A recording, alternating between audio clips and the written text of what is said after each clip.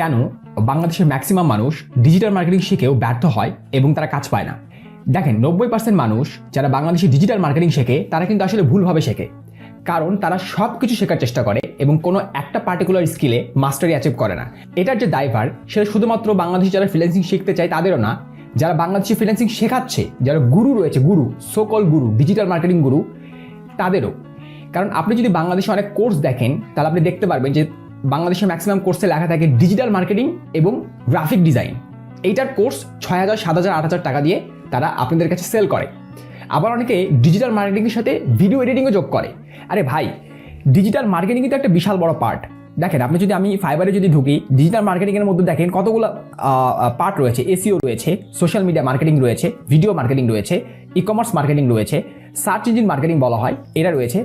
তারপর এখানে আমি যদি বলি ইমেল মার্কেটিং রয়েছে, পেইড সোশ্যাল মিডিয়া যেটাকে বলা হয় পারফরমেন্স মার্কেটিং, এইটা রয়েছে। তো এইটারই তো একটা বিশাল বড় পার্ট। এর সাথে তারা আবার কি করে, তারা আবার ভিডিও এডিটিংও যোগ করে। মানে যেটা শিখছি সব কিছু শেখাবো, এখন কাজ পাওয়া না পাও, সিম্পল।